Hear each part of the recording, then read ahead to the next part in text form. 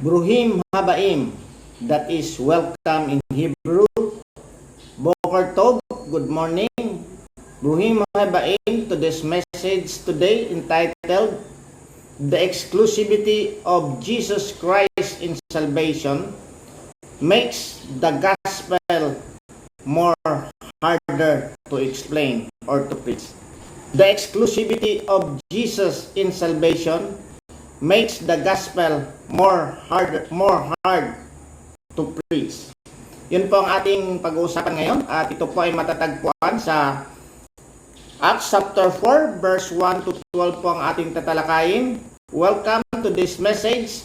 The exclusivity of Jesus in salvation makes the gospel more hard to preach. So while waiting for others to join us in our live FB message for today, let me take this opportunity again to explain to you the gospel of our salvation. What is the gospel? The good news, euangelio. Eua means good, and helio means message, good message. It is evangelio sa ating po mga Pilipino, evangelio, the good message about Jesus Christ. The gospel is about the work and person of Jesus Christ, the substitutionary atonement made by Jesus Christ for us believers, for us sinners who believes. There are two premises na bakit nagiging good news ito. Kasi mayroon po mga bad news. Ang isang bad news po ay, ang pinakamalaking bad news ay we are all sinners. Sabi nga sa Romans 3:23, for all have sinned and fall short of the glory of God. Bakit nasabi yung glory of God? Because the measurement of the holiness of God is His glory, and God is holy talaga yung God. He's high away or malayong-malayo sa atin na hindi natin kayang abutin at walang mga makasalanan o isang kasalanan na makakalapit sa Kanya. So, kasi ang God ay holy, walang makakalapit sa Kanya na kasalanan, and people are all sinners. Meron tayong problem. Ang ating problem is we're dead in our trespasses and sins. We will die physically, and eventually we will die eternally outside from the love of God talaga. At yan ang punishment in the hell. Dito sa mundong ito, nahiwalay din tayo sa ating mga kasalanan from God, but mayroon pa tayong chance if we believe on the Lord Jesus Christ, the substitutionary atonement of Jesus Christ. The good news and the only medium or of the grace of God na matransferred sa atin is our faith. So we have to believe on the Lord Jesus Christ in order for the work and mga ginawa ni Jesus Christ na mapapapunta sa atin. Makredit yan sa atin. Because we're not holy, we are sinners, mayroon tayong mga kasalanan, and the requirement of God is perfect righteousness, and only Jesus Christ has that perfect righteousness. Dapat mapapunta sa atin yung righteousness, and we can only do that by faith. At kung maniniwala din tayo kay Jesus Christ, ay ang ating mga kasalanan ay mapapunta sa Kanya at siya yung mapaparusahan. And we have to repent and live a holy life kasi papaguhin tayo ng Panginoon sa ating mga nature. Dati, kung nature natin ay makasalanan, love natin yung makasalanan, pag binago tayo ng Panginoon ay parang ayaw na natin yung kasalanan. Although we will not do it to be saved, kasi saved na tayo, we'll do it because that is our nature and that is the fruit of the Spirit. Again, the good news is the substitutionary of Jesus Christ, the substitutionary atonement of Jesus Christ, that He did all the salvation for us kasi tayo po yung makasalanan. Today, ang ating pong pag-usapan ngayon, ang topic po ngayon ay the exclusivity of Jesus Christ in salvation.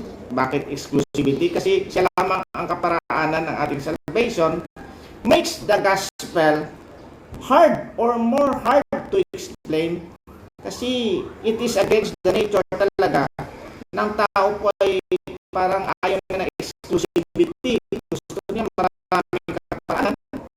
But sa ng Bible, God so loved the world that He gave only one way to save us. Mabuti nga, hindi tayo ng one way. In fact, wala nga tayong karapatan na mag-demand ng one way. At ang one way na yan ay sacrificial work ni Jesus Christ. The God, the true God, that incarnated became human, fully human. Kaya dapat maintindihan natin ang correct Christology that Jesus Christ is both parang truly God and truly man. No? Siya yung attributes ng God ay naka Jesus Christ before He incarnated. Nung siya nag-incarnate, nag-human nature na siya, nandun din yung 100% attributes ng tao. Kaya nga, ang tawag doon ay parang si Jesus Christ ay both God and human siya. So, dapat tama yung ating Christology.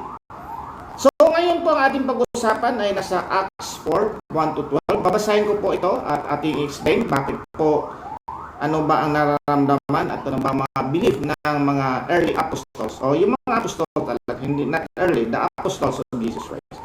So let us begin mga kapatid.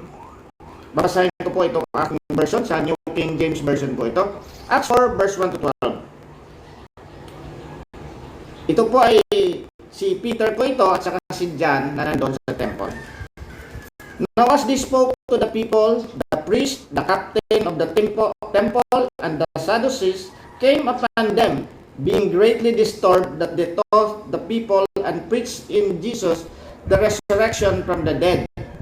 And they laid hands on them and put them in custody until the next day, for it was already evening. However, many of those who heard the word believed, and the number of the men came to be about 5,000. Verse 5, and it came to pass on the next day that the rulers, elders, and scribes, as well as Annas, the high priest, Caiaphas, John, and Alexander, and as many as were of the family of the high priest, were gathered together at Jerusalem. And when they had set them in the midst, they asked, by what power or by what name have you done this? Then Peter, filled with the Holy Spirit, said to them, rulers of the people and elders of Israel, if we this day are judged for a good deed done to a helpless man, by what means he has been made well, let it be known to you all and to all the people of Israel that by the name of Jesus Christ of Nazareth, whom you crucified, whom God raised from the dead, by him this man stands here before you whole. This is the stone which was rejected by you builders, which has become the chief cornerstone. Verse 12, nor is there salvation in any other, for there is no other name under heaven given among men by which we must be saved. Salamat muli sa pagkakabasa ng salita ng Diyos. Let us pray. Panginoon naming Diyos na aming Ama, salamat muli sa iyong mga salita na aming narinig diretso sa Biblia. At alam po namin na itong mga salita na ito ay powerful, maski walang explanation, ay ito ay makakapasok sa mga puso't isipan ng mga makikinig at maintindihan nila, Lord, ang iyong mga mabuting ginawa at ikaw lamang ang aming salvation. Kaya nagdidilig sa kanilang pananampalataya, nagdadagdag sa kanilang pananampalataya kung meron na, higit sa lahat, nagbigay ng harvest upang sila din po ay malaman ang kanilang salvation at ma-appreciate nila ang iyong ginawa. Lord, bigyan mo po ako ng talino, wisdom, galing sa banal na Espiritu upang may paliwanag po, Lord, ang mensahe. Sa aming din makikinig, sa lahat ng makikinig, buksan mo po, Lord, ang aming mga espiritual na pag-isip at puso, ang aming mga mata of understanding para maintindihan namin ito. Muli kami nagpapasalamat sa lahat ng bagay. Salamat muli, Lord, sa pagkakataon na kami, Lord, ay makapagsalita at makarinig ng mga salita. So, Lord, ang dalangin sa pangalan ni Jesus, aming Panginoon at tagapagligtas. Amen. Boker Tov, mga kapatid, mga kaibigan, tayo ay muling nagpapasalamat sa Panginoon sa umagang ito na tayo po ay binigyan ng pagkakataon na makarinig ng kanyang mga salita. Although itong panahon na to ay binigay para sa mga tennis players for the Golden City Phase 1 and 2 Club and other people. Pero ito po ay hindi naman ito exclusive na hindi pwedeng makinig ang ibang mga tao. Alam po natin, ang Panginoon ay nakakalampas po siya ng mga bagay-bagay o mga sitwasyon upang maipahayag talaga ang kanyang mga salita. Kasi sabi nga niya doon sa Matthew 24 verse 14 that the gospel will be preached in all nations before the age will come. Ibig sabihin, kailangan natin i-preach din talaga ang gospel sa lahat ng tao upang sila ay makarinig at sila din po ay mananampalataya. Sa umaga po ito, ang ating pong babasahin o ang ating pong tatalakayin is ang topic po na pinamagatan natin, the exclusivity of Jesus Christ in our salvation makes the gospel more hard to explain. Bakit po? Kasi yan po ang talagang mahirap na i-explain ng gospel. Marami pong mga balakid sa pag-i-explain ng gospel na tatalakayin natin ngayon, na balakid din ng mga first na mga apostol sa kapanahonan ni Jesus Christ. Pero ang isang terminology talaga dan the exclusivity, na walang ibang kaparaanan na tayo maligtas kundi ang pangalang Jesus lamang. Ang hindi matatanggap ng karamihang mga reliyon at even the Christian cult, kasi sila po ay parang natatakot na parang ganun ba talaga ang gospel na exclusive lamang, ang maliligtas lamang sa kapahamakan, sa kasalanan, o ang diretsyon na natin mapapunta sa hell ay yung maniniwala lamang kay Jesus Christ. So sa umaga po ito, gagamit tayo ng mga verses at explain natin ang kaparaanan ng ginawa ni Peter at John dito. So ito po yung account. Alam po natin, tingnan natin yung background. Ano ba yung Acts? Ang Acts po ay isang book po yan ng Biblia. That is after the 4 gospel books. Yung genre na 4 gospel books, Matthew, Mark, Luke, and John. Pag sinasabi natin gospel books yan, kasi ang mga account yan is about the story of Jesus Christ.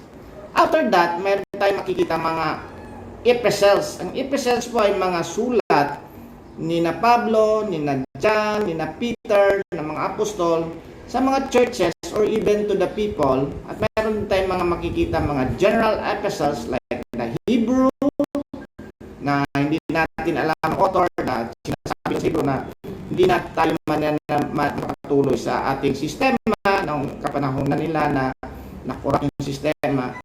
Mayroon ding mga revelations. Ang revelations po ay sulat po yan ni John sa bandang dulo ng Biblia na nagsasabing anong mangyayari sa last days or end of the day or end of age. At yun yung pagbabalik ni Jesus Christ, no? Yun ang eschatology ang tawag doon sa mga theologians, eschatology about the end times. Pero mayroon pong para maintindihan natin yung epistles, kasi kung wala yung Acts na to, para mag-jump tayo from the 4 gospel books to the epistles, hindi natin maintindihan.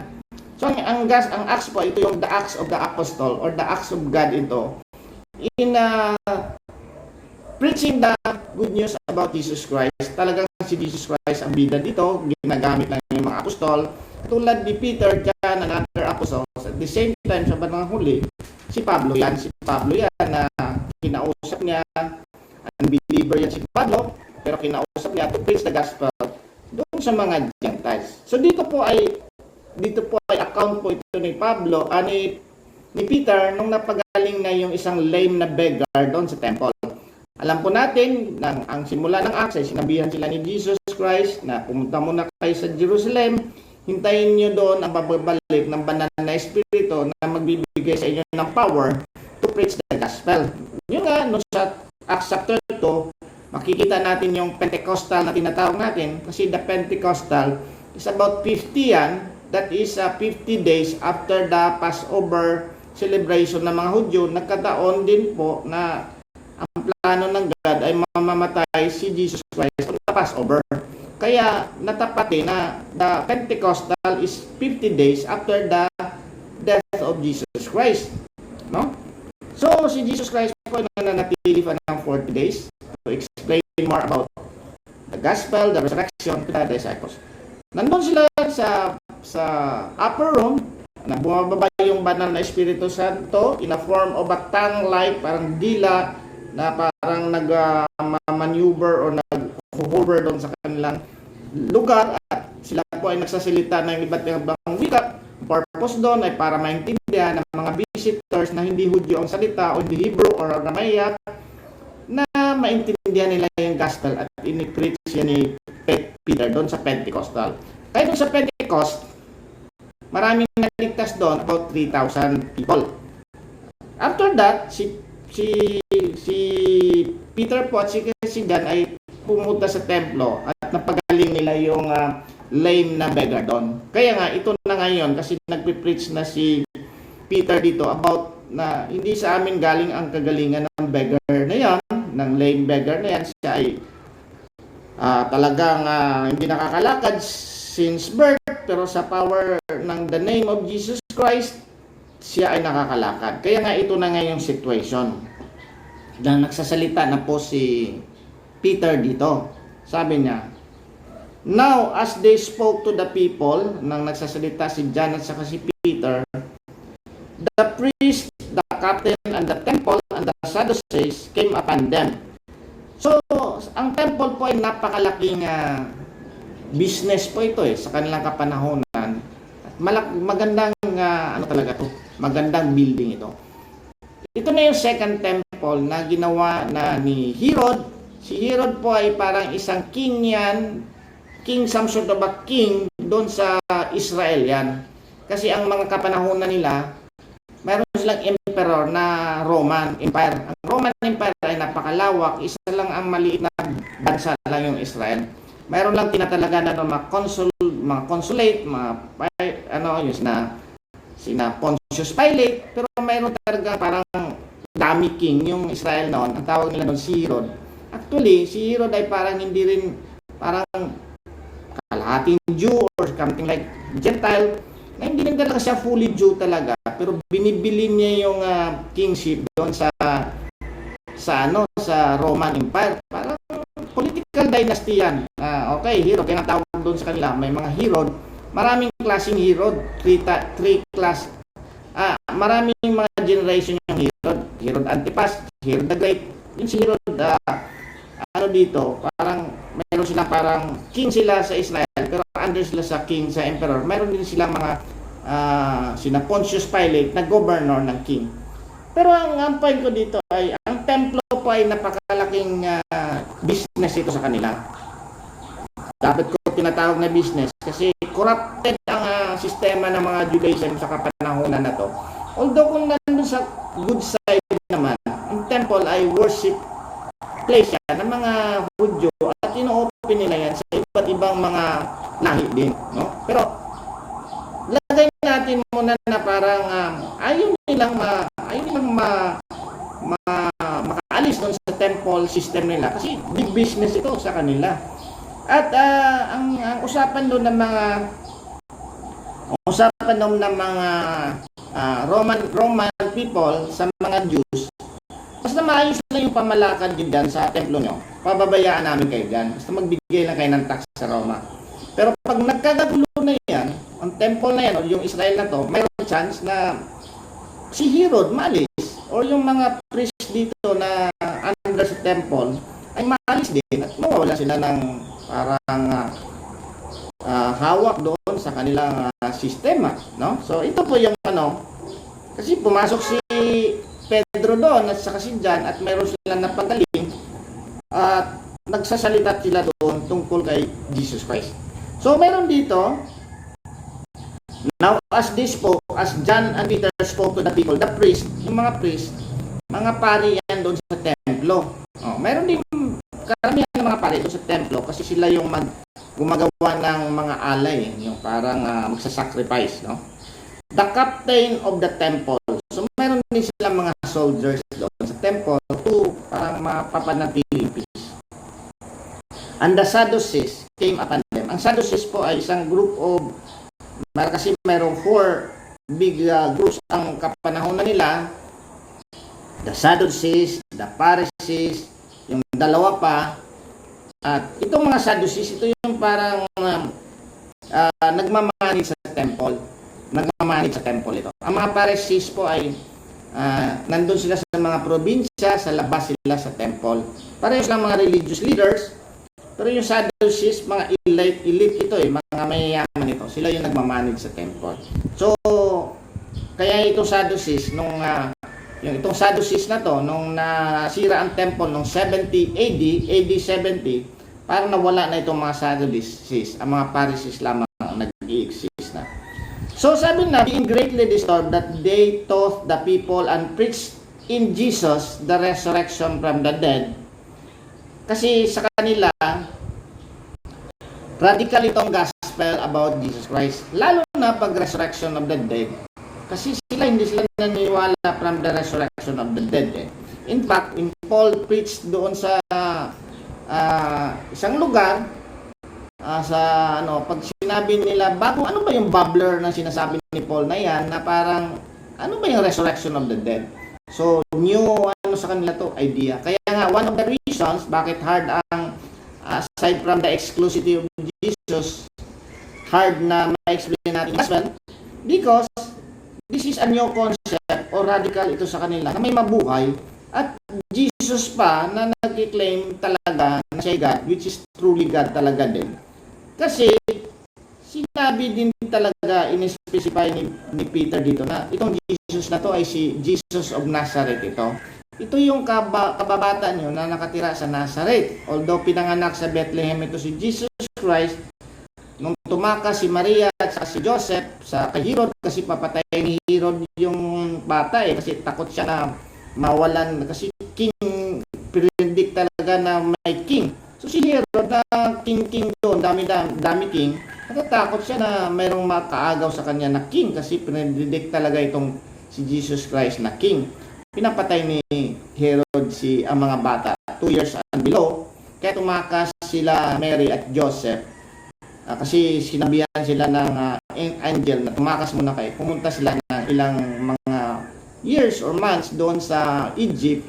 Pero namatay na si Herod, yung Herod the Great. Bumalik na sila, pero hindi na sila bumalik doon sa Judea side, sa Jerusalem o sa Bethlehem.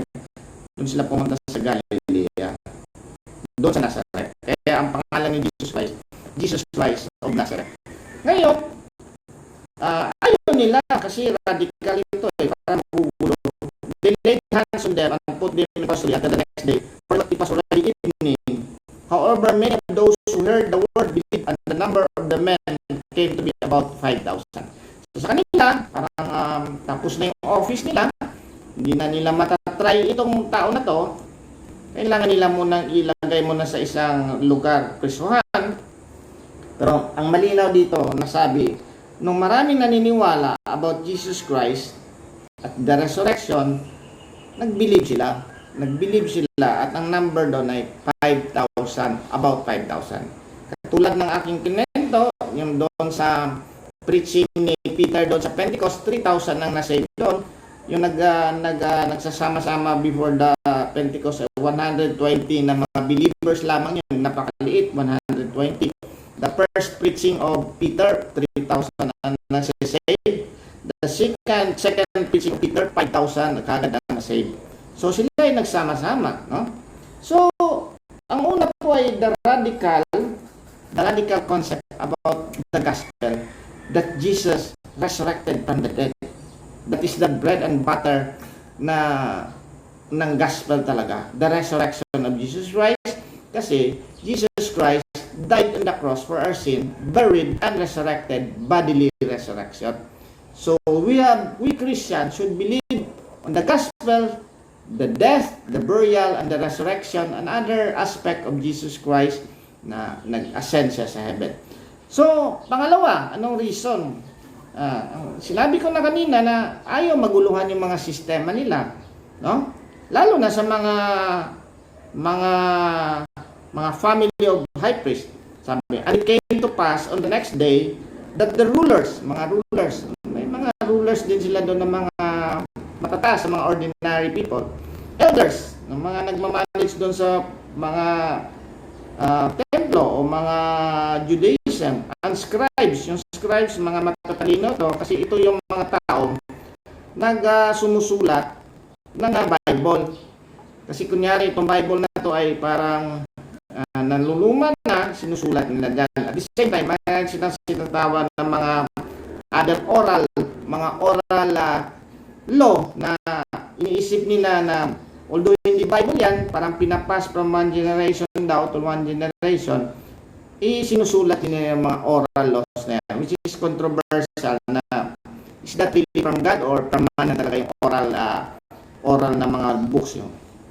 Mga pangalan ng mga high priest, Annas, which is the current high priest, si Caiaphas, tatay niya to, John, and Alexander, and many as of there were family of the high priest. Makikita natin dito na mayroon pong mga, anong tawag doon, yung family of high priest. No? Kasi ang high priest sa kanila, very makapangyarihan yan, exclusive din sa kanila. So makikita natin, may hint tayo dito of corruption na parang yung mga high priest ay isang pamilya lang.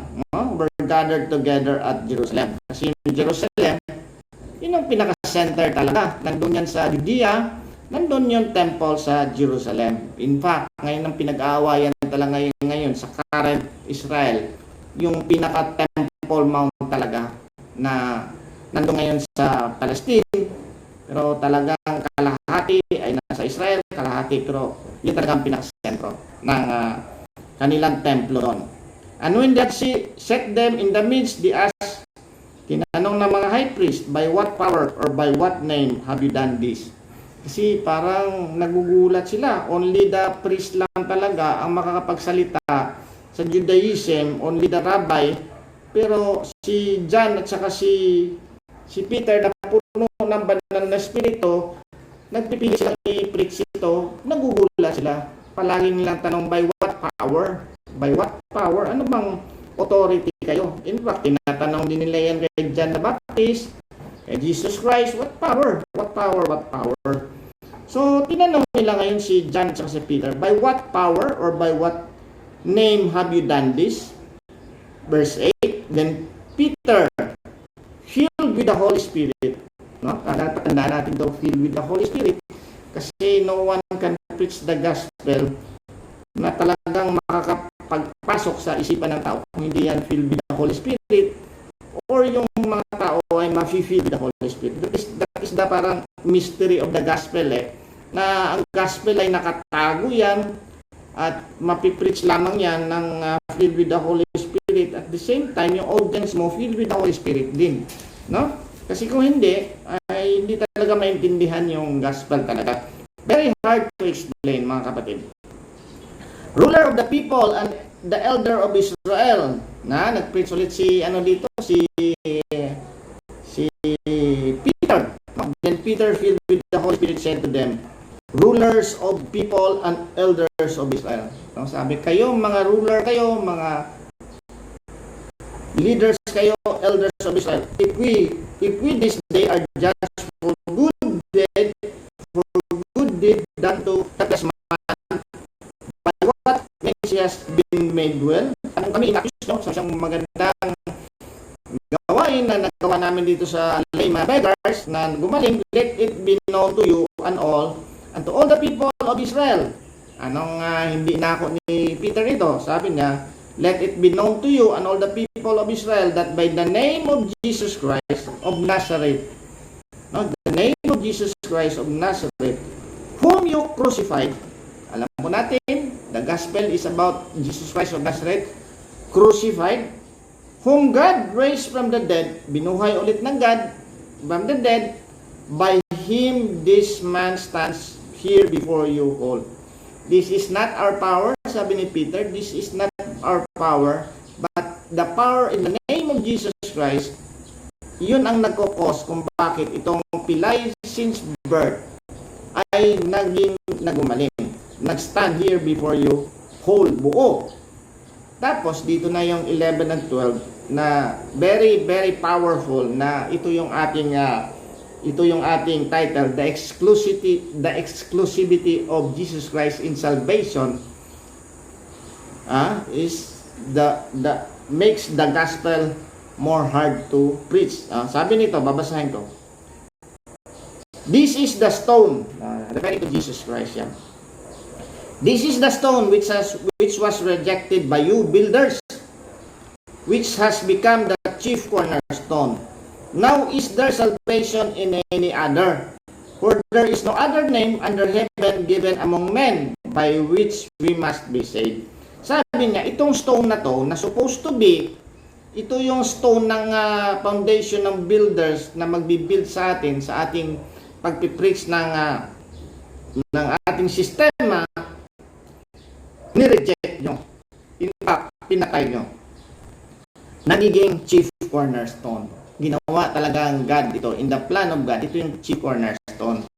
Kaya nga sa Ephesians 2 something, na ang ating pananampalataya, we build on the apostles and the others, but the chief cornerstone, the main cornerstone talaga, ang cornerstone sa kanila, very significant yan na stone sa kanilang pag-build ng building.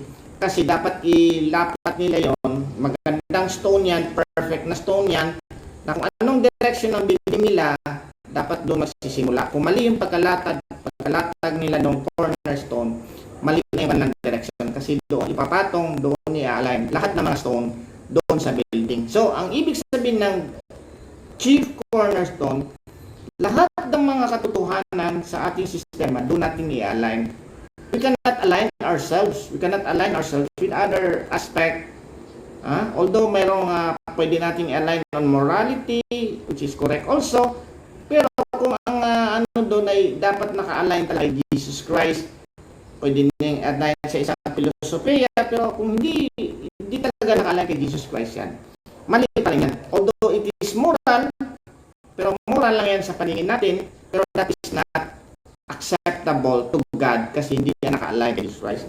Kaya nga sabi dito, you rejected the stone kasi pinatay nyo, but naging chief cornerstone niya. At ito yung pinaka-verse na favorite natin, or iba, hindi favorite, kasi ito yung exclusivity of Jesus Christ in salvation. Kasi sabi na, walang salvation sa iba, nor is there salvation in any other name. Kasi sabi na, for there is no other name under heaven given among men by which we must be saved. Wala daw salvation sa ibang way. Kasi walang ibang pangalan na ibinigay sa silong ng langit para sa tao upang ang tao ay maligtas. Yan ang pangalang Jesus Christ naman. Which is very hard to explain. Kasi ang natural mind natin nagre-resist dito. Na exclusive ba talaga ang ating kaligtasan by Jesus Christ? I am not saying this one with my own opinion.